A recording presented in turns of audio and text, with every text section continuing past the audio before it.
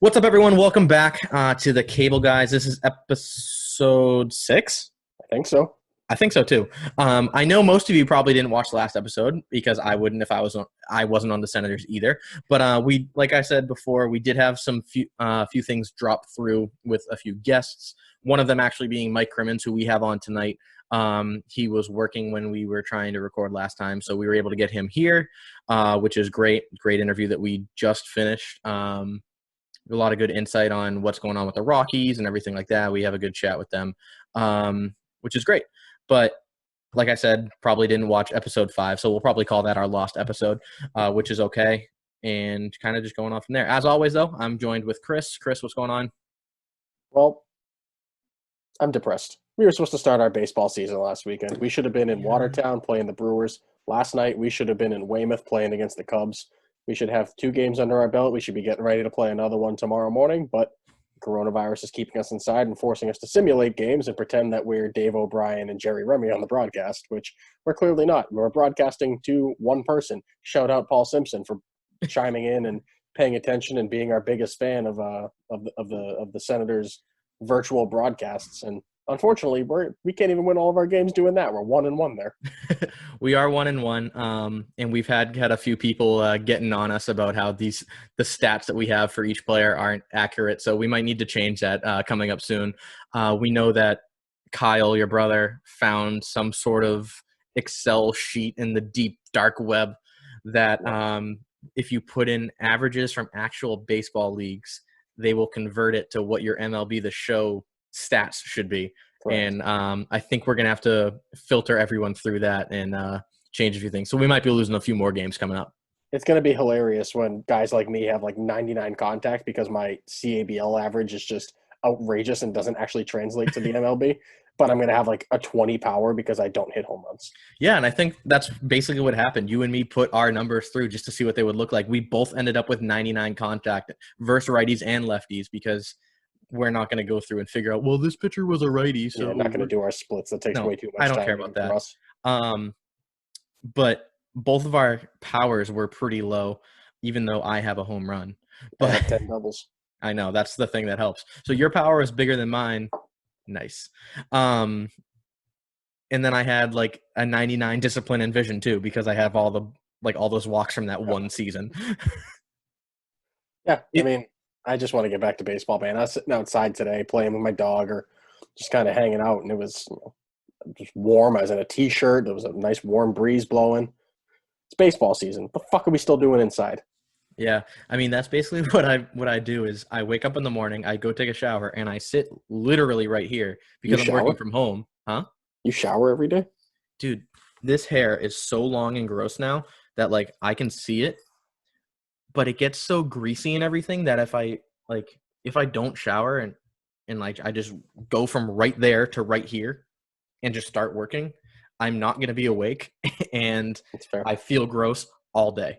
The dog wakes me up at 5:45, so I've got a solid like 2.5 hours to be awake before I got to start working, and I usually down at least 2 cups of coffee in that time. He wakes me up at 3:30. Yeah, but you go back to sleep. Yeah, I do. That's why. Like, I need to get up, shower, and everything, and then I'm good for the day. But besides the point, no big deal. We did have a vote on the managers page on Facebook. I know now you were just before you get too far into that. I don't know if this is an official vote or if we're just kind of tallying the managers. No, yeah, it's how we want to approach this season. The way that I viewed it, as someone who's not on the board looking in, was kind of like, let's gauge of what your thoughts are here. We don't want to make any I'm assuming the final decision is going to come from the board regardless. We might have a vote on it, but the one we have here is just really like, do you want to extend the season or do you want to end it where it was supposed to be? Oh, it wouldn't even be ending it where we're supposed to be. It's basically, do we end before Columbus Day or do we play a week or two past it and try to get a full season in? And I mean, that's basically what it came down to, where the first option was ending before Columbus Day, like you were saying, and keeping the playoffs in full where they were. The second option was extending past Columbus Day, and keeping everything exactly the same. 22-game season, wild card games, 3-3-5 playoffs. But there would be no wiggle room there either. No wiggle room. If there's rainouts, it either has to be made up during the week or it would have to be cut out of the season if there's no room to make it up. or if this thing extends, like it very well could, Yeah. then we're gonna have to make some decisions on that. Oh yeah. I mean, And if the this thing pushes us past mid-June, we're looking at a severely shortened season. I'm just being honest with you. We're probably looking at if this thing pushes us into mid-June, we're probably looking at only playing teams in our division until the playoffs. Yeah, I mean, I was taking a second there to try and think about what would happen. Nothing But good. at this point, I want to do something. Yep. Obviously, none of this is ideal, and everyone needs to be safe and do what they're supposed to be doing to kind of get through this. But hearing this thing coming could possibly be coming back in the fall isn't good either. So I do just want to get out and get some games in. Obviously, I want everyone to be safe and stuff like that. Yeah. So if we can't, I understand that. But if it comes down to like we can't do a season, maybe we can do like a tournament of some Maybe. sort. I mean, who knows I at just this point? I want baseball. Yeah. I think at the very least we'll try to keep the CABL Classic in at the end of September to raise a little bit of money for Coaches versus Cancer. But um, yeah, I really don't know. It's impossible to know what's going to go on right now. We're still targeting a May 17th start date, but I think realistically that's not going to happen. I mean, Massachusetts closed schools through the end of the year and hmm daycare centers and childcare centers through the end of June. There's not many. I don't think there's going to be towns that are going to let us on before June at the very earliest. The thing that we have going for us is we don't have fans show up. So we're gatherings of 50 or less pretty much every time we play. The thing So we have going for us is that we suck and no one wants correct. to watch. But if we're a gathering of 50 or less, that probably includes us in phase one of the quote unquote reopening plan, which I think the predictions right now have that as the first week of June. And if we aim to start the second week of June, like our schedules or our revised schedules or whatever you want to call them are pointing towards, we might be able to get a full season. And if everything goes according to plan, but I mean, who the hell knows? Everything's so fluid at this point and everything's changing on a daily basis. We don't know. And I think that's the worst part right now. We don't know if we're playing baseball this summer. We don't know if the coronavirus is, really being contained right now. And we won't know for a few more weeks. And I feel like we say that every week. Oh, just a few more weeks, a few more weeks, a few more weeks. And it keeps getting added on and on and on and on. But it just kind of is what it is at this point. It's something we've never dealt with before. It's something that nobody's ever dealt with before. So it's when it comes down to it, baseball season's really not It's important in the secondary. grand scheme of things. If, But or god damn it, do I want to play? I want to get out of the house and do something, man. I just want to play exactly. baseball. Well, maybe you can kind of give us a rundown of the way this vote kind of landed. Just give us an overview of kind of what teams were thinking here, because I need to let my dog off the bed because he's crying.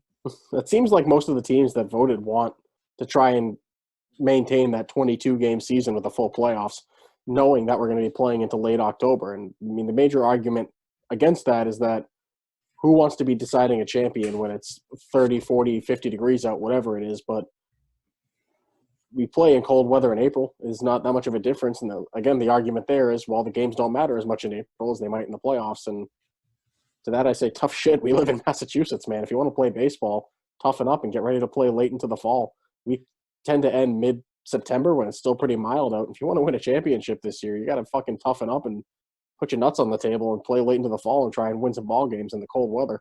It's going to come down to pitching. Nobody can fucking hit when it's 30 degrees out. And I don't know. I'm in a bad mood. I just want to play I was gonna baseball. say, I mean, we've had these conversations before, and I mean, we've kind of always been on the same page. But you sound pretty heated. I just want to play baseball. It's putting me in a shitty mood. I mean, as do all of us, I think. But like we did before with the playoffs, I think every team's going to vote in their team interest, and the board's going to do what they can for the benefit of the league, and that's really what it's going to come down to. I mean, Yeah. we try and like we've said, we don't really have like any college guys on our team or anything like that. I mean, we have my brother Hunter, but Yep. I mean, we lose one guy, we lose one guy. Yep. And a lot of other teams, like we talked to Corey, he's not too worried about losing guys to college because they're going to be playing fall ball and then coming back. Mike.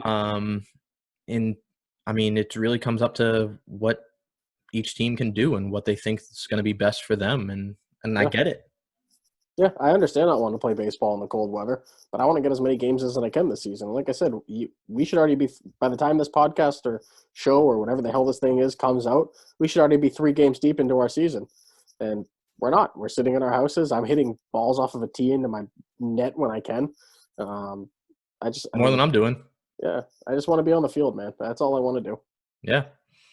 Um, the one thing that I've kind of been holding on to too is that yeah, I want to be on the field, I want to be playing baseball, but I think the first steps that I've been taking is I want to go out golfing. Uh, Because I want to play baseball. Fuck golfing. I suck at it too well, much. a lot of states have been keeping golf courses open and everything because it's a very easy sport to social distance while you're doing it. Yep, Especially when you and me play. Like I'll just go out and hit one in the fairway, and then you'll be in the woods for three true. minutes, and then come back and I stay very far away from everybody else on the golf course by so design. I mean that's kind of what I'm looking forward to first. I think that's the first step, and then once that happens and I'm able to go out golfing and stuff again, then I'm going to be like I need to play baseball Yeah, yeah. now. I mean, if when golf courses open up, I'll do it because it's something to do. I won't go every weekend because I'll just get too mad and lose too many golf balls. But it'll be something. I just need to get out of the house.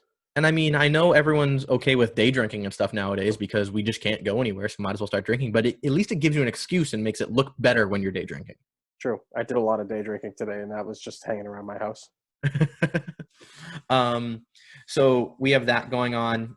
Like Chris was saying, the majority of teams seems like they wanted to keep that full 22 game season and keep the playoff format the way it is and just extend it out. I did like Corey's idea that was getting a lot of pushback as well as going back to a different playoff system. I think it might have been McCarthy put out go back to the College World Series system or just change something where it's like a double elimination, something like that, Yeah, where you shorten the playoffs, the same teams get in and everything like that, but now it's like a single elimination or a yeah. double It's a elimination. shortened time frame. Yeah, it's just you don't have to take as many weeks to do it. Yep. So I do think looking into an option like that might be beneficial as well. But I know a lot of teams are kind of like, well, then you can get someone sneaking into the playoffs and then take down some random team. Like if we're using Mike's team as an example, the Rockies taking out the Dodgers. The Rockies taking out the Giants, or the Dodgers taking out us. Yeah. I mean, Um, teams are going to have to be go on a roll. flexible, is what it's going to come down to. If guys want to play a season, especially if they want to play a full season, people are going to have to be flexible. The way we put the schedule together we put it together with the June 14th start as our next contingency plan, and to play 22 games, we'd have the semifinal series go, I think, Friday night and then double headers on Sunday just to get them in to make sure that they're all played Mhm. in an appropriate time frame. Because with the plan that we have now, running into the fall, we lose a weekend for Labor Day during the regular season. We lose a weekend to the Cable Classic during the playoffs, and we lose a weekend to Columbus Day during the playoffs and the 100 inning game. Um, so it's fitting a bunch of games into a pretty tight window, and to the point about the College World Series style in a double elimination tournament, that would probably shorten things by a week or two. And we might be able to have the best of both worlds. We might be able to play a 22 game season and still be done before Columbus Day. Yeah, I think when I saw that, they did say it does shorten it about 2 weeks, and you still have to end up winning the same amount of games in order to win. Yeah. So that's something. But definitely a bridge that we're gonna have to cross at some point soon, and we'll definitely keep you informed as we do that. The one thing I did want to ask you, I don't even think personally you and me have gone over this at all, but the board of directors was putting together contingency plans. You getting tired on me? I am. Come on, man. This is top of the show. We got to be energetic, ready to go. The day drinking's been wearing off. Anyways, continue with your question. So I know we haven't gone over this personally, but like I was saying, the board of directors has been putting together contingency plans and semi quasi new schedule kind of Mm-hmm. chatted about, and you were the driving force behind that. I know you were supposed to probably be working it or something, and you were working on this schedule, but how time consuming is that just to try and fix a schedule or try and incorporate everything into that? If we can keep a 22 game season, it's not too bad because we can just do a lot of lift in place with games that we have in the schedule right now. I can, the way I went about trying to put this together was basically we had 2 weekends during the season where we had 0 doubleheaders scheduled. That would be this past weekend where we had opening weekend, nobody was scheduled for a doubleheader, and Mother's Day weekend where nobody was scheduled for a doubleheader. So all I did was cut out those 2 weeks and schedule all of 14 of those games as night games. So it would have cut the season by 2 weeks out of what we normally have and added in 2 additional night games per team. So everybody would be playing 5 or 6 night games. Now, I don't know if the schedule is going to end up being feasible. I don't know if we're going to be able to get a full 22 games in. And if it has to be completely redrawn with games cut out, with dates being changed, with matchups being changed, it's going to be time consuming. I mean, that's something that Alex does on a yearly basis, putting together a schedule for us and putting together the template, and then we draw numbers to actually fill out the schedule. But if he's going to do that again, it's not going to be a quick process. It sucks. I mean, it's trying to figure out where we cut out games, who we cut games against, because, I mean, everybody just says right now, we play everybody in our division 3 times and everybody outside of our division once. So the logical answer is, well, cut out a divisional game. That doesn't cut out any weeks out of the season because we're currently scheduled for a doubleheader against everybody in our division and a weeknight game against everybody in our division. So if we cut out one game, we're either cutting out one of the games of a doubleheader or cutting out a weeknight game, and that doesn't do anything unless we're able to reschedule 4 games as night games against other teams. So that starts to create, North versus South matchups on a Thursday night where, welcome to Plymouth. Yeah, where the fucking one of the new teams from Lowell might have to come down to exit 5 on Route 3 to come play us in Plymouth. Great area, man. It's not happening. It's not happening, though. Nobody's going to get down there to play that game. So It's going to either have to be scheduled in Boston or some other kind of neutral site, and it just becomes a headache for travel. Well, that's the issue with having a league that's so spread out the way it is, because the way we're scheduled for night games right now, it's us, the Mariners, who play their home games in Norfolk County, the Weymouth Cubs, the Weymouth Black Sox, and the Canton Royals. We're all within, I don't know, half an hour of each other, 45 minutes for home games. The Mariners are probably the farthest away. No, we're the furthest away. I meant besides us. No, yeah. But that makes scheduling furthest away from us. Yeah. That makes scheduling easy. We play our night games in Dedham and Weymouth, and that's pretty central for everybody. But if we have to start doing that with, if the Rockies have to come to us for a night game, we're not going to be able to play that in Weymouth on a Thursday or Friday night. Not with Cape traffic. Not with rush hour traffic out of Boston. It's impossible. So where you have to start cutting games against teams from other divisions. So if you cut out, if we try to drop down to an 18-game schedule, well, that probably cuts out 2 games that we play against North teams, 2 games that we play against Central teams, and you'd lose 4 weeks off the season. I don't. It's going to be a pain in the ass if the schedule has to be redrawn from scratch to cut out games. Yeah, I mean, it's like that's a long way of saying that. What's that? There's a long way of saying it's going to be a pain in the ass. I mean, I'm assuming everyone at this point knows that it would be a hassle. I just don't think anyone knows how much of a hassle it would be. And restarting from scratch is never ideal. And never something you really want to do. I mean, as much as people say, like, well, the schedule isn't exactly the way that I want it to be for my team or anything like that. I mean, overall, I think Alex does a great job when he puts it together. Yeah. Obviously, there are going to be small things that could sneak through or could be needed to be tweaked a little or anything like that. But I mean, it's a huge undertaking, and I think he does a good job, like I've said. But the other things that I wanted to talk about were the Cooperstown tournament that we have. Yep. As of right now, it's still up. It's still on. I mean, they're not too positive on it. They don't think they're pretty skeptical as well. Yeah, you have to be skeptical on everything right now. The weekend before that's supposed to take place, so the weekend of June 14th, I guess, it's like a Legends weekend up in Cooperstown. Like they call it the Hall of Fame Classic or something. It's not the actual induction weekend itself, but that's already been canceled. That was canceled about a month ago. They just canceled all the events of that weekend, and that's a week before we're supposed to go up there. It doesn't leave me with a lot of confidence. See, I didn't hear that before, but I know you said you talked to Brett. Yeah, I mean, that's something that's put on by the Hall of Fame, and the Hall of Fame itself is closed right now, and what we do is independent of that. I mean, renting the fields and we rent Doubleday, and that's about it. Yeah. That's not even owned by the Hall of Fame, I don't think. I could be wrong. Don't quote me on that. But everything I think it's either owned by the Hall of Fame or just the town itself. Yeah. Yeah, it's not I think we'll still be able to schedule it if the Hall of Fame's closed, but yeah. The unfortunate thing is I think most of from what I understand, a lot of upstate New York is actually doing pretty okay with the outbreak right now.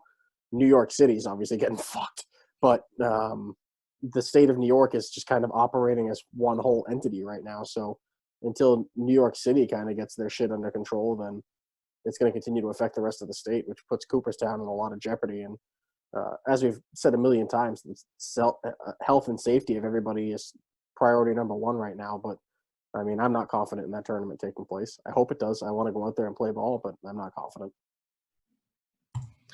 Yeah, and I mean, it's real sad that that's going on with Cooperstown. The other thing that I heard recently was that Louisville Slugger actually shut down all of their plants and everything with the status of baseball kind of up in the air. So I think that's drawing the line. This coronavirus has gone too far, and we need that reopened ASAP. I mean, not only that, the Cape Cod League canceled their season. Yeah. I think that has a lot to do with it's a 2.5, 3-month season. They draw thousands of people to their games. It's just it's tough to put people in that position with such a condensed time frame as what's going to be on anyways. Yeah, and I mean, I know it doesn't seem it because it's all based on the Cape and everything, but there is quite a bit of travel of people coming from other places to here to stay with families and stuff like that during that part of the season. So now you're exposing all those random families who are at least being nice, trying to letting a player stay there during the year and everything to something possible that might be able to be avoided. So that does suck. But hey, can we reach out to any of those people and see if they want to come play in Plymouth? Something tells me they don't want to play with us. I don't think so either, but it's worth a shot. Are you going to host them for the summer? I don't have a house, dude. Does Oswald have a bed they can use? He's lying on the floor right next to me now. Now he wants to go back outside again. Of course he does. Out of the bedroom. So a lot of things are up in the air right now. And we really don't have much of an update rather than that. We just need to wait and see. I did just see that Baker's saying that we're not going to open up Massachusetts until these numbers improve, and we hope they do soon and drastically, and we can get out and do stuff as soon as possible because I am going insane. Yeah, I mean, that's pretty much what it is. There's not much else to add to that, so why don't we move on to talking to Crimmins and learn a little bit about the Rockies. Yeah, so like you were saying, we had this nice interview with Mike. We had him on for a little bit. It took us a while to mention that he was reigning manager of the year. But I was going to get to that, and then we just kind of started talking, so it never came up naturally. But we are throwing it right over to manager of the year, Mike Crimmins. Hello, everyone. We are back here with Mike Crimmins. Mike, how you doing today? Good. How you guys doing? Oh, living the dream, man. Couldn't be better. I hope you're not going as crazy as we are in quarantine here. I hear you're out at least working and stuff still, so that's good. Oh, yeah. I work 6 days a week. I'm not really quarantined. At least you keep him busy. Yeah. Now, doing all that work, is that keeping you in baseball shape too? I mean, I haven't been in baseball shape my whole life. Why I manage. I mean, neither are we, and we play, so that's why my mindset's ready. There you go. But yeah, so Mike is the manager of the Granite State Rockies. Recently moved up north. Before you were what town were you? Salem? You're playing in now, but Methuen. We're playing in Salem. We were a town over in Methuen. We've always been in the north. Yeah. So why the move to New Hampshire, if you don't mind me asking? So it's kind of a long story. Methuen, I used to use the permit through the Little League in Babe Ruth because I had managed through them from age 19 to 27. And I coached 16 through 18. I started the Senior Babe Ruth program in Methuen. And they always let me use their field for free. Oh, nice. And one Sunday afternoon, the Parks and Rec guy got wind of it. I didn't have a permit. And the 13-year-old in-town team wanted to practice while me and the Essex County A's were on the field having a game. So the guy came down and threw us all off the field. And that was that. I wasn't allowed to use the field anymore. Everything that I had going on, they just pulled it and they said, sorry. Oh, The Parks and Rec guy has no interest in letting adults use the field, even though numbers for baseball are way down in Methuen. He could be generating income. He has no interest in it. So we got the boot. We ended up losing. He let us play an hour. We played a 1-0 game and we lost. So just overall horrible. Yeah, I mean, that's definitely not an ideal situation to be in. But you kind of figured with your connections, I know you said you didn't have a permit and they weren't charging you for the field, but you think they'd be able to kind of fix that where maybe they still don't charge you, but still you get your permit and you're able to play. So the Parks guy just doesn't want to give out the permit. And the Babe Ruth and Little League guys that were giving it to me, they said their hands are tied. Yeah. Now that he knows that I'm on the fields, it was a double booking situation. They forgot I was on the field that day. Mm-hmm. They put all these practices on, and the Parks and Rec guy is like, "Oh, I don't have any insurance, and I don't want you on the field." Even though I was coaching in the league for almost 10 years at that point, and the guy knew me, he lived down the road from me, but he was just a complete dink that day. And I went to apply afterwards, and he had no interest. But I ended up making a relationship with the Methuen High School athletic director. That's how I ended up using Methuen High, even though my team name's now Granite State. But I got that, but then no more Methuen. Yeah, I mean, like I said before, that kind of stinks, and that's kind of one of the issues that I thought we might run into this season, where I know we had that vote where we might extend the season out or everything that's going on right now. We're not starting on time, obviously, but running into issues with fields and competing with if AAU starts playing or if any town leagues are playing. Like, I kind of figured that most towns would give the fields to leagues where kids are playing rather than adults. Because, I mean, you try and have that conversation with someone like, yeah, well, you're going to take away baseball from this 12-year-old kid or 13-year-old kid who's not going to be able to play for these old guys that have played all their life. Like, come on. yeah, I'm sure they prefer kids on the field as opposed to 25-year-olds running around in tight baseball pants. Yeah, no kidding. Exactly. So that's kind of been one of my thoughts on that, but we can get into that another time. But looking at kind of your numbers from last year, Mike, I mean, you guys kind of, I don't want to say struggled because you still made the playoffs and snuck in there. And but I mean, you guys ended 9-13. You had 101 runs scored and 115 runs against you guys. So, I mean, you were putting up the same runs every game that was kind of getting scored on you. So it sounds like most of the games were pretty close. I mean, obviously I'm not looking at the scores of all of them, but kind of give us a little breakdown of what happened last year with you guys. So historically, April is a crapshoot with us because we've always had a bunch of guys that play at Riviera College in Nashua. So I'm usually shorthanded until that point. So last season, we started 0-5, and then we beat the Giants the first day I got all them college guys in, which was great.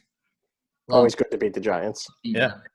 And then we had to play another doubleheader against them right after we beat them. They swept us. And the turning point, we had a Wednesday night game down in Maplewood against the Rough Riders. And we were shorthanded that night. I think we only had 9 guys, and the 9th guy was sick with a stomach bug, and he ended up showing up. And Corey Cochran was on the mound. We ended up taking that game 2-1. And from there on out, like, the momentum we were finally starting to take games that we would always lose. Like, we would always be, if you look at our scores, we don't get our asses kicked often. We would always be in it. And finally, these guys figured out how to be on the other side of it. And, I mean, we beat the Rough Riders, and then I think right after that we played Newton when we ran into that Colantino kid. Yeah. And we were able to hit him. And I know he caught fire right after we put up 8 on him because he dominated the rest of the season. But yeah. we were starting to beat good teams, and then the ones we were losing to, like we lost a couple of the Marlins at the end. Manny pitched his ass off against us one night, and like it was 1-run games. Like we were just there. So, I mean, this is a team that I thought, like I heard Chris talking a couple podcasts ago, you were ready to give up. I've been in that boat probably 3 times now. This is the first season we had where guys were just showing up and wanting to play, and it like lit a spark under me because I can't even tell you, like I really, really thought I was done. We were talking before the podcast about the last time we saw you guys. That season I was ready to throw in the towel. Yeah. And I think were we even the Rockies? I think we were the Red Tide at that point. We're in the bada boom. I did forget about that you guys were the Red Tide. We've been around the block with the names too. We were not very loyal. Because so you guys were the Red Tide, and then I'd always get you confused with the Red Dogs that we had too. We were the Rangers first. I think you guys were the Red. Chris, did you freeze? Fuck. Oh, you're good now. Go ahead. I'm good. I think you guys were the Red. Nope, you're froze again. Once again. So, when you guys were the Rangers, what year was that? Because I don't remember that. That might have been before we joined. Yeah, that was my first year in the league, and we had a good season that year. We actually, the last week of the season, we had to win a game to get in, and it was another situation where 8 guys showed up. I ended up in the lineup, and we were playing Waltham. I don't know if you guys ran into them at all. I don't think so. Nationals. And we ended up in extra innings, and my center fielder in the top of the 8th gets a ball hit to him. Fly ball, catches it. He thinks he's going to double off the kid at first base, shoots the ball over the fence, puts the guy at third, and then the pass ball scores him. We ended up losing the game because my ass was the third out in the bottom of the 8th. That's pretty interesting there, because I know we have some center fielders that might try and make that throw, but I don't think any of them would be able to reach the fence from center field. So not only the fence, but he threw it on top of a batting cage that was about 60. It was horrendous. He was a little amped up for that then. Showing off the arm strength. Oh, it was a great throw. Just needed it to be at home plate, not to end our season, because we weren't the kid that was throwing. You needed the ball hit another 40 feet, so that could have worked. But I know you keep saying like you're typically just managed and everything like that. What's that like? Do you think it's easier being strictly a manager rather than like Chris, who's a player coach, or would you rather still like be in the lineup?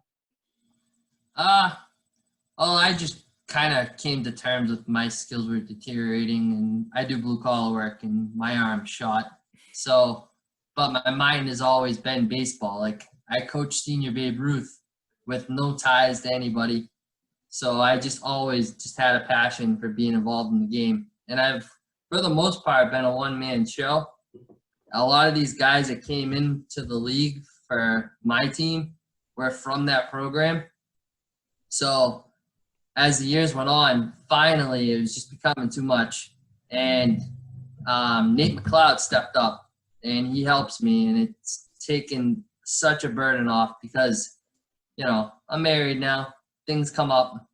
And before, it was just such a stress on how the hell I'm going to get these games out, because it was always I'm the glue to the operation. Mm-hmm. And now that he's involved, I'm able to, you know, have a little bit of a life. But I don't miss playing. I enjoy watching everyone else have fun, and I don't need to make an ass out of myself. I'll take the losses. There you go. Mike, if I'm not freezing again, what does Nate take off your plate to help lighten the burden? Because Pat likes to think that he helps me too, but he just kind of steps in to manage when I'm not around. So, got it. I mean, all week, me and Nate are talking game plan, what we're going to do with the lineups. Mm-hmm. Off-season stuff, he takes care of our uniforms, gets us our sponsor, designs them. Like, we got a new uniform coming in this year. Oh, nice. We had Matt Kelly's company design them for us. So he's always just engaged, and he keeps me motivated. And it's nice because, like, if I have something come up, I don't even have to give him the lineup. He knows what my head is thinking and what we should be doing. He doesn't do anything that I come back the next week and what the hell was this? Meanwhile, I was on my honeymoon, and Pat was trying to FaceTime me to make last-second lineup adjustments 10 minutes before our playoff game. No, I had a question about I was making sure if you could DH for anyone. That was all it was. Because, I mean, like you say, I generally don't do much. I just try and – I mean, we go back and forth with lineups and everything, but, like, whatever. We generally think the same way. But I didn't know. He still plays for me. He's my catcher. Yeah. So – the end of the day, he let my word overrides, but I take everything he says in stride. Like it's a good different perspective too from somebody who's actually out on the field and has a vested interest in who he's playing with out there, or where he's hitting in the lineup, who he's hitting around, all that kind of stuff. Yeah, he never complains where I put him. Like we're really, really close friends, so it's one of those things where you can have it on your mind, like, oh shit, I'm putting him low today, and like he doesn't, hate me in a little bit, but he takes everything in stride, and it's been really, really, I'm excited that he's still with me. Yeah. And now I know you said you guys got new jerseys and everything. Do you have one close by? You want to reveal those now, or you kind of want to wait? Because of they put on hold. Matt is taking his sweet time. He keeps telling us they're in production. We keep bugging the crap out of them. But yeah, they're good. They're real good. Okay. Are you sticking with the purple or going with a different color? I think there'll be some mix of purple, black. I don't want to give too much away. Fair enough. Completely different than anything we've put out there. There you go. We went outside the box on this one. I mean, I'm very interested to see those. I always thought the Rockies color schemes in the MLB and just any other team that has Rockies in it has been pretty good. So that's definitely something to look forward to, and I'm kind of excited. But I mean, looking back again at last year, like I said, you guys ended 9-13. As a team, it looks like you guys hit 246 average, and ERA gave up about 4 runs a game. So just kind of going back to that, I know at one point you guys had Panzini on your team for a few years ago. Was it struggling trying to find like another ace to come back to anchor that pitching staff, or what were kind of some of the struggles trying to rebuild there? Yeah, I mean, he's a Methuen guy. So I coached him when he was 18 and he came on, but the year that he played with me, the talent around him just wasn't up to par. So like we would be watching balls and everything, and that he's the type of person that did not need that, and he's in a real good situation now where he would, he's kind of anchored to Dave. I'm really happy the way things have turned around for him. As far as us, last year we made a couple additions with our pitching staff. Corey Cochran came on. He really, really, he was a frontline starter for us. He held us in a lot of games. Like I said, pitched 2-1 victory, complete game against the Rough Riders. That was a real big spot for us. Pretty much our season around. We were 1-7 at that point. Brandon Tebow, another we got mid-season last year. He's a Riviere guy. He came on mid-year, and from there on, like, he had some arm troubles towards the end. I ended up putting him in like a closer role. So we try to get our starters through 4 or 5 innings and then give the ball to him. And I had nothing to worry about. He just fires it in. And he's got such an awkward delivery, throws guys off. So that was a big help. And he hits the ball too. That's the other thing. And he was an addition that probably helped us turn the corner too, as far as digging out from 1-7. Yeah. I did have some questions. Pat, building on that, talk to us a little bit about Rob McDonald, because he was a rookie in the league last year, right? And he came in and finished top 5 in MVP voting, if I remember correctly. Tore it up. Yeah.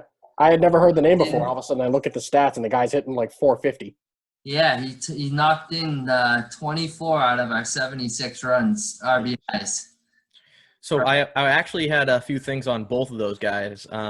Going back to Brandon a little bit, I actually had questions on him because I know you said he joined halfway through. It looks like you got him in to pitch at least 9 games, and he only had 2 wins and 1 loss. So hearing that he was kind of your closer at the end there kind of helps that out. But he still threw quite a bit of innings. I mean, he got 23 and a third. Yeah, he threw a couple complete. He threw, I think, 6 innings against the Giants one day. He had a couple. He was starting, and then all of a sudden his arm was starting to bother him. And it's just he's not a pitcher. From college, he played shortstop, but he had the arm strength to pitch. So yeah, we're desperate at the amateur level. Oh yeah, big time. You can throw hard, get your ass out there. Yeah, as long as you throw strikes, it doesn't really matter. Yeah, and It's half the battle in this league. he didn't walk a lot. So in this year, he's looking to be a starter if we ever play. And his brother came on too, he's a pitcher at Merrimack College, Jacob Tebow. Oh boy. Oh, awesome. Yeah, Division 1 Merrimack now. yeah. They made him retry out, and they kept him. So very, very happy for him. That, and you added Matt Lucia from the Pirates as well, right? Yeah, that's a funny story too. First managers meeting we had at Alex's office, Nate got a text from Brian from the Pirates, and he's like, "Hey, we're switching to the 28 plus. I got a couple guys up your way if you're interested." And I took a look at the stats, and I'm like, "The guy hit 375 in pitches. Give me that number now." He's a good guy too. We've played with him a few times in the 100-inning game. I don't think you're thinking of the right person, Pat. Matt Lucia, the pitcher for the Pirates that we tore apart at Dedham last year. Oh yeah, I'm thinking of their catcher, but I get along with all the Pirates guys, so most of them are good guys. Matt can be a bit of a hothead on the field, if I remember correctly. But I've heard stories. We've talked at practice. My goal is to keep that in check. Yeah. I don't go for it. Never have. He tells me he's not gonna. We'll see what happens. He brought on another guy though, Sean Moynihan, that was on the Pirates. So that came as a combo. He plays infield, outfield, pretty much any ask of him. He played club ball at Marquette. Yep, I tried to recruit him last year when I saw him in the free agent pool. He was I had messaged him and said, "Hey, if you're interested," and he's like, "Yeah, sure." I said, "Cool, we play in Plymouth," and then he didn't text me back. Seems to be your luck, huh? Oh, it definitely is. But then kind of going back to Rob too, I know we were talking about him. Yeah, like Chris said, he hit 453, and you said drove in 24 runs, and he had 20 on driving in those 24 runs. He had 24 hits and only 3 doubles. So it looks like he's a very consistent singles machine out there. But he also had a home run. Well, the home run happened against the Braves, and I guess I wasn't there that day, but I guess their field's like what, 200? And Is he a lefty hitter? Yeah. Okay, that makes a lot more sense. That's about It went straight away center. Oh, that's even shorter. So straight away, Yeah. center, it kind of like comes into a point because there's a gate on a street, and it's about 260 feet to dead center. He does not take credit for the home run. That's why I had no problem talking crap about it on this call. But I was gonna say, generally, when you see a guy with a home run or he's driving in that many RBIs, it's because he's hitting the ball, he's hitting it hard, getting some doubles and everything like that. But so when I saw 24 RBIs and only 3 doubles, I was like, that's pretty interesting. so we have a kind of a log jam at the middle of our lineup. Oh, don't we all? Yeah, we feel that. I don't know. You guys remember David Pappalardo? Yes. My third baseman. Yep. Okay, yeah. As I say, I might recognize him. Might recognize a face. We played him played with him in the All-Star game one year. Yeah, he's been there a couple times, and then Nate McLeod's in that part. So he hits the ball far. There's always a slow ass guy in front of him. So it's just he ends up at first base one way or the other. But he's hit a couple balls. Like I don't know if you guys played in Newton last year. We did, but we played at like a field they used once. I don't think it was the actual field that they used on a regular basis. Yeah, so this field had a softball field out in right field, and he turned on a ball that just flew. But because he's a bigger guy, he only got to second base. And it was gone. And doing high. He hit a ball straight away center. There's no fence. He ended up hitting a double. Would have been gone in most parks. So, but his one home run ended up being 260 feet. Go figure. There you go. So what it sounds like here you're saying, Mike, is that Chris, you're pretty lucky where, yeah, we have a log jam in the middle of our lineup too, but no one in front of you gets on. So True. You can still have doubles. True. There you go. And then kind of the last, actually, we talked about everyone that I had here. Oh, the one other person that I had here was Billy. I don't want to pronounce his last name because I'll probably mess it up. Hannafin. So it looked like he had a decent average for you guys too. He hit 219, just above the Mendoza line, but it looks like he might be your speed guy. He led your team in stolen bases, and he got 12, and it was only caught once. Yeah, definitely. He played at UMass Boston, and he's a Methuen guy, and we picked him up in the offseason last year, and I have not, probably 3 years in a row, not had a shortstop. And I knew you were gonna say that. It's killed us. It's literally lost games. It was awful. And he was famously like a second baseman, and I moved him over there last year, and life changed. Like there was no more stress. Ball went over there, play was made. I had nothing to worry about. And then it took him a while to get going because he took a year off from baseball before he came back. So the first half of the season was kind of a struggle. Mm-hmm. That 19 happened at the second half, and he was playoff. Like, he was just getting on every time he got up. The Giants game, the one we won, I think he got on 3-4 times, and it was a game changer. Yeah, so I mean, it sounds like the kind of situation that we have with Zemansky right now. We have a kid that is joining our league team this year, playing short for us, hopefully, and took a few years off of baseball. He actually played for the Mariners before, and now coming back to try and take that important spot from me, which is hopefully it's going to happen because I don't want to play there anymore. Mike, my question for you. You don't play short. What's that? You taking up coaching, or are you going to play somewhere else? I'm like a very mediocre utility guy. I can play everywhere okay, but I've never been fantastic in one spot. So he's our men's league version of Brock Holt. Exactly. So Mike, I got a question for you. It's like you mentioned earlier, I had thought about, kind of packing it in last year when I was getting frustrated early in the season. We continued to have attendance issues throughout the season, and it only got better because we started winning probably. At 1-7 last year, how did you get guys to keep coming to the games? Like, how did you keep guys motivated? So one factor was that, like I said, those college guys, they need reps. They need to go back to their coach and tell them that they're playing ball in the summer. Yeah. My team, that's the only team they're playing for, which is why you kind of hear me always pushing for like more night games, because these guys want to be playing ball. Yeah. So I'm always the advocate for more games during the week. I'll never not stop saying that. But the other half of it is those guys that played for me when they were growing up, we kind of created a friendship. So it turns into more of like a guys, Sundays we're hanging out with the guys. Yep. And they've been loyal to me, and I appreciate that more than anything. When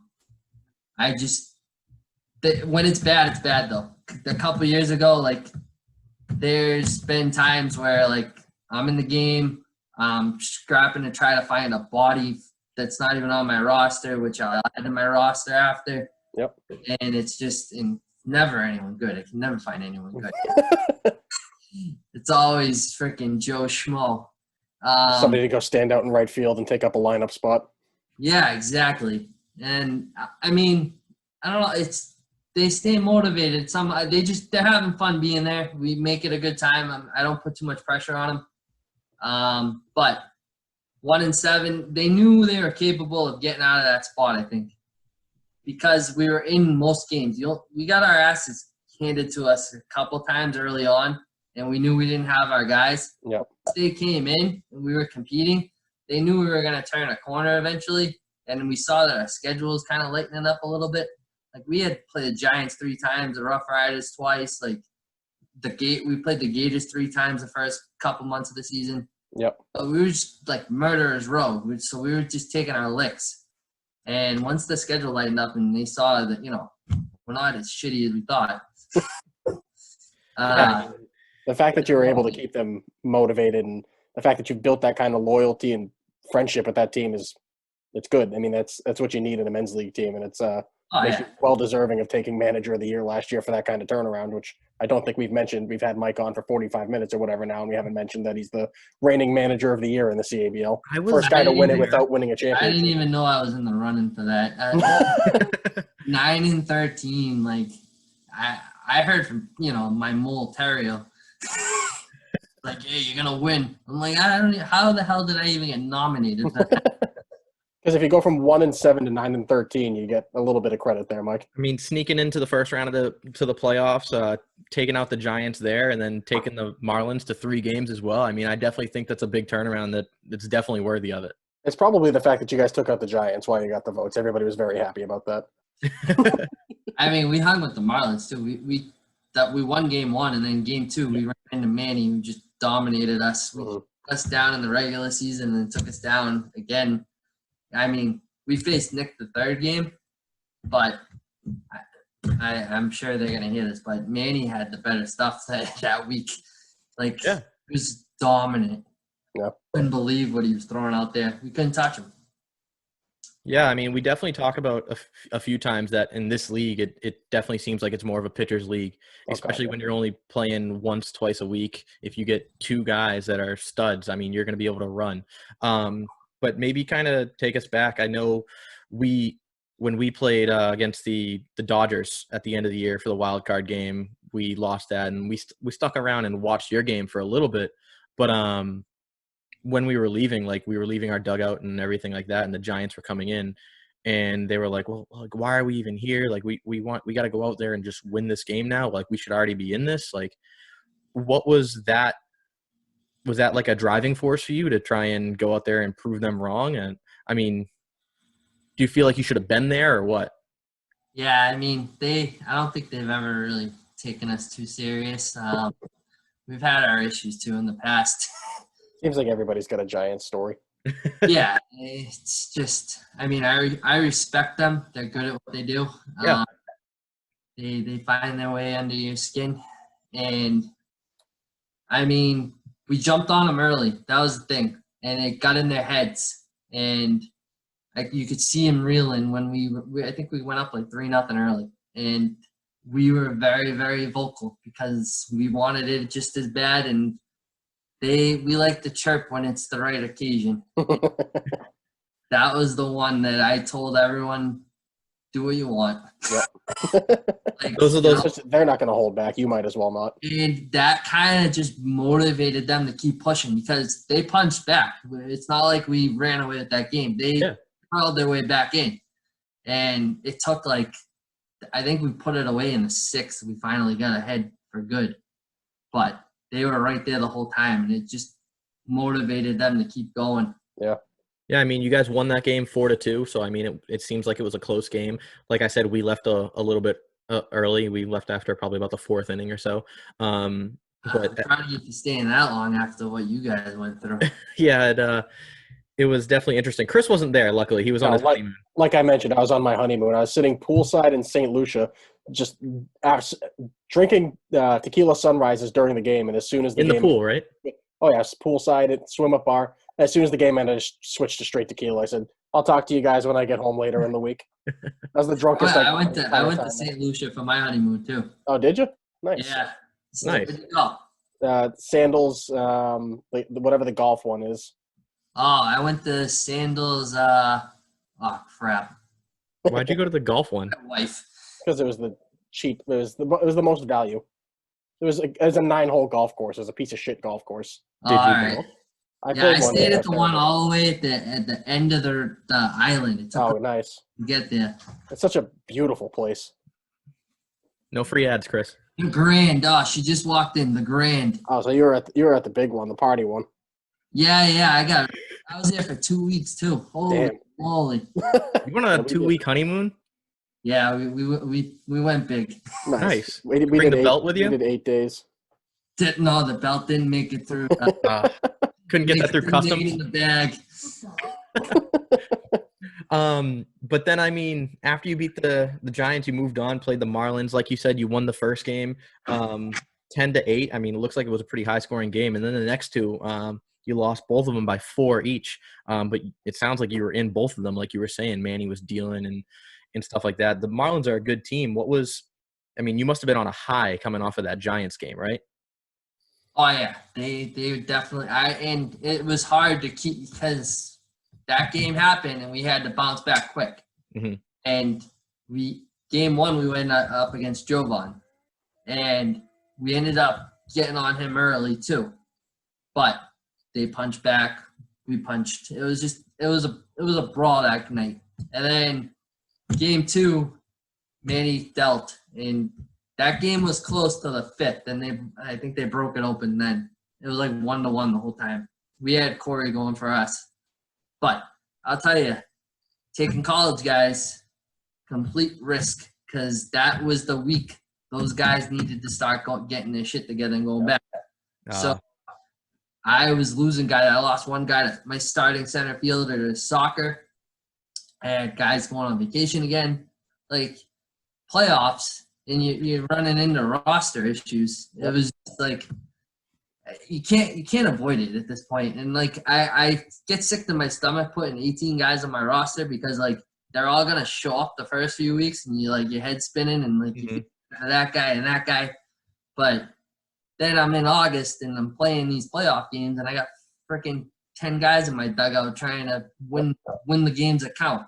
So Mike, that's actually, I think Pat mentioned earlier, we took a vote in the manager's Facebook page about whether to shorten the season and try to finish early and cut out a couple of games or try to get the whole thing in and play late into October. And I think you voted for the play late into October option. So look at this.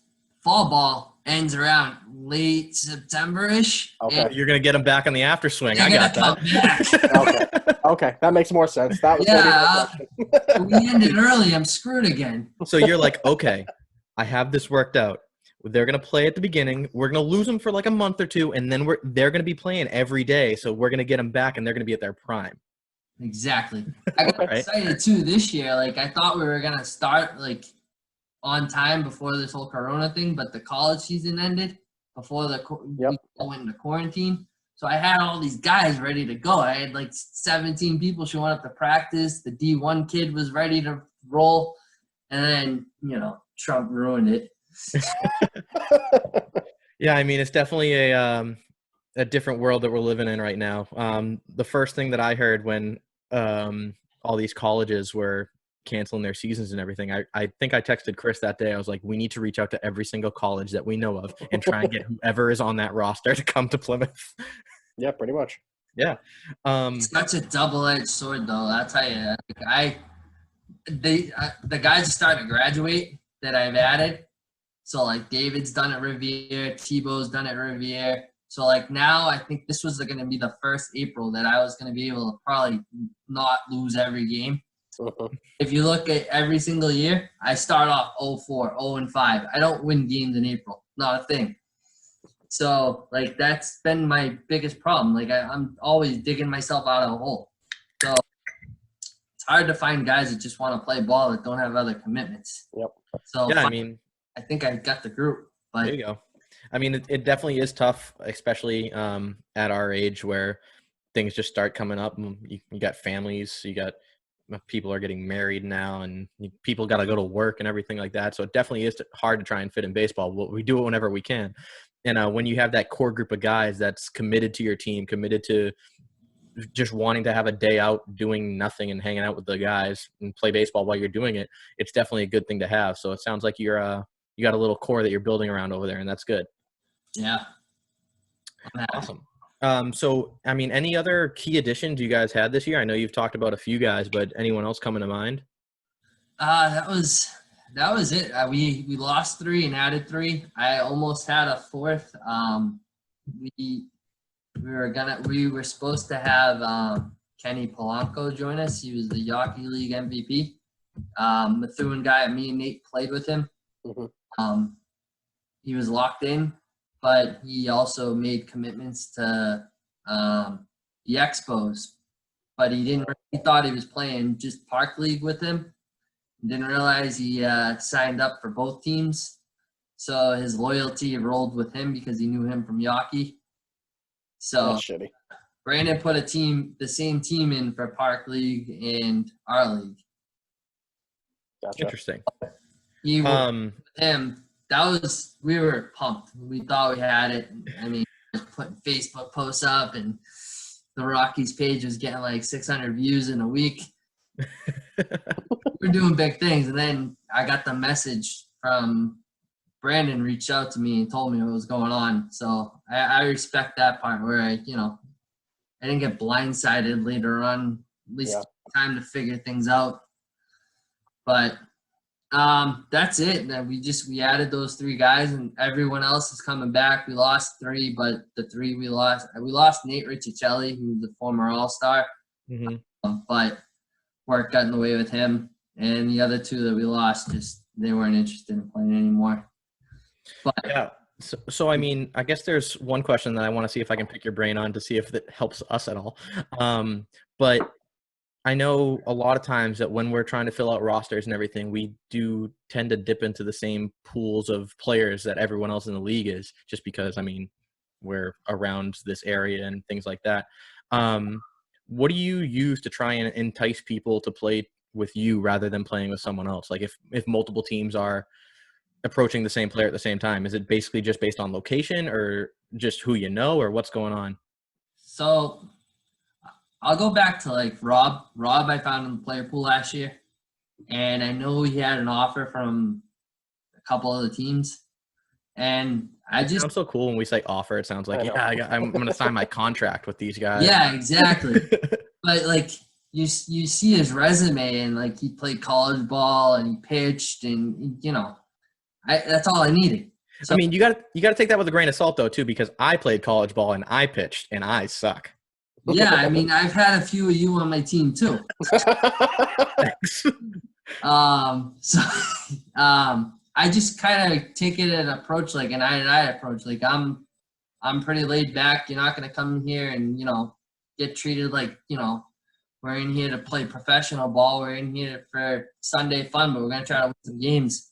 And I'm very level-headed on my emails, and so far so good. I mean, I've only been denied a couple times, so everyone seems to like the emails.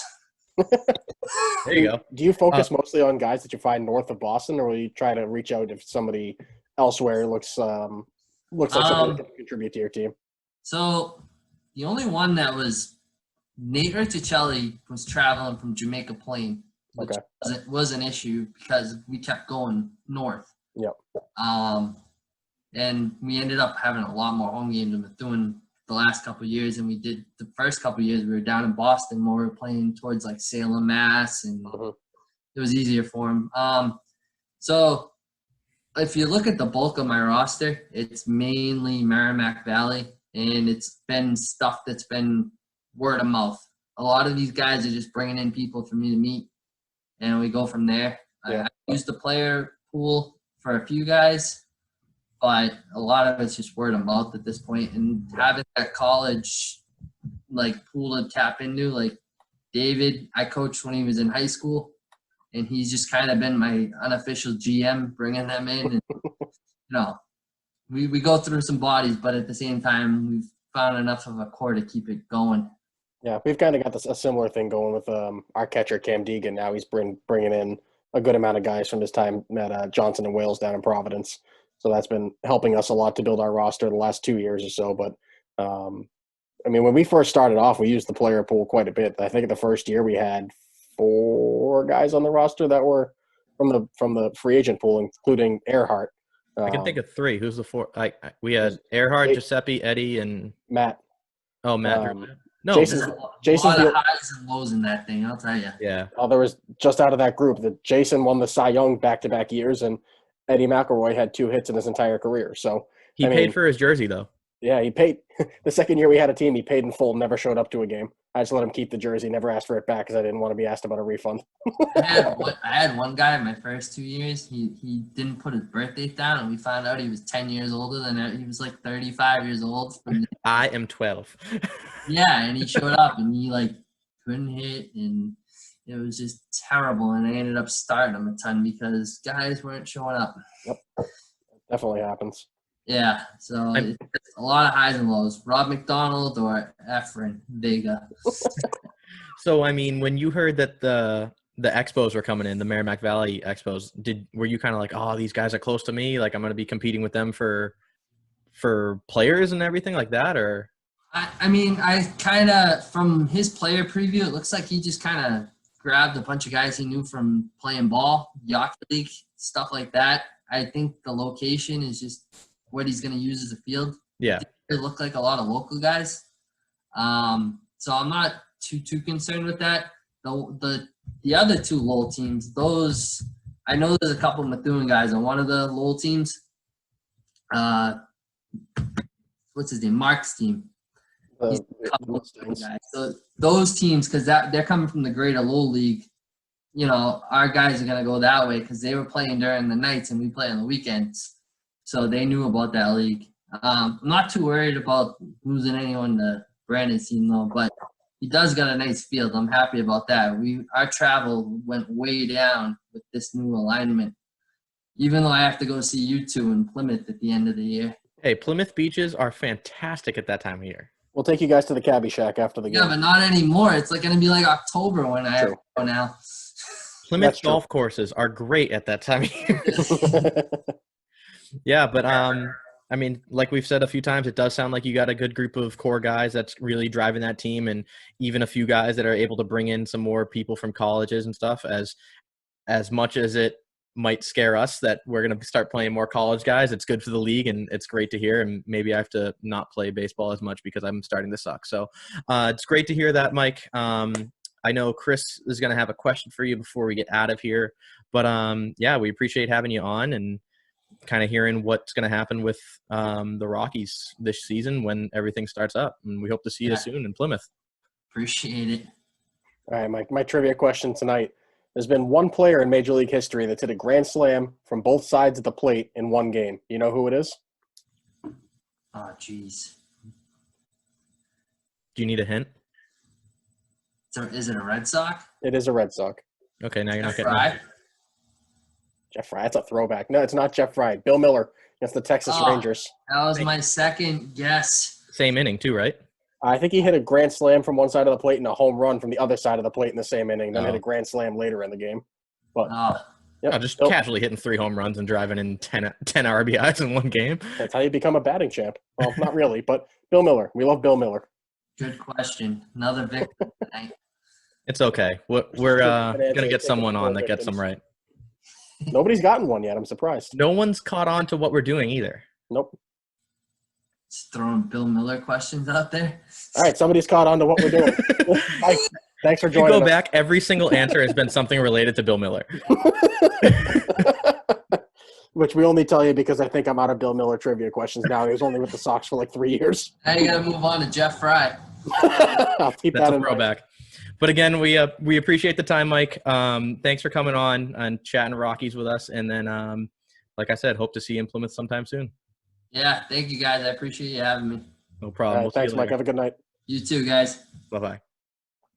And that was, again, Mike Crimmins back. I mean, I don't really have much else to say after that other than It was a good interview. Yeah, it's a good conversation. We learned a little bit about the history of the Rockies, and they seem to have a thing for our names, going from the Rangers to the Red Tide and now the Rockies. Yeah, and we did mention they weren't the Rangers when we were around, so I didn't even know that beforehand. But I do remember the Red Tide, and they changed towns, I think, a few times as well. But that's beside the point. They've been their main core group of guys moving around and doing their thing. But we finally released kind of what we've been doing with that trivia question too. Yeah, so now we're going to have to change things up. If you go back and listen, it's been – I think we asked Dave about the runner we asked who drew the walk to set up Dave Roberts' stolen base, and we mentioned that Bill Miller drove in that go-ahead run. Bill Miller won a batting title, was one of the last 3 Red Sox to do that. He hit the walk-off home run against Mariano Rivera that we had asked the question to Brian Weber about. And then tonight, Mike Crimmins. So people are 0 for 4 on questions regarding Bill Miller. And I'm not entirely surprised. He was here for 3 years. I mean, I think it made an imprint being a third baseman who won a batting title on you, and that's kind of why he's your favorite player, right? Yep, sure is. And that's why all your questions were regarding Bill Miller. So we're gonna have to change it up, figure out what to do from there, and maybe Crimmins wants some Jeff Fry questions, so maybe I'll have to dig into the internet and see if I can find some shit on Jeff Fry. Maybe we'll finally get Terry. I think Terrio's messaged me. He's like, "Yeah, I got that one right. I think he's missed 1 so far. So he says. We'll see what happens there. And fun fact, Jeff Fry. When I was 8, 9 years old, I had a baseball signed by Jeff Fry, old third base coach, Wave Him Home, Wendell Kim, and Wally the Green Monster, all on one ball. That's an interesting ball. Yep, Wave Him Home, Wendell. That's probably my favorite autograph on there. Dead now. Fun fact. Not a fun fact, but gruesome fact. Yeah.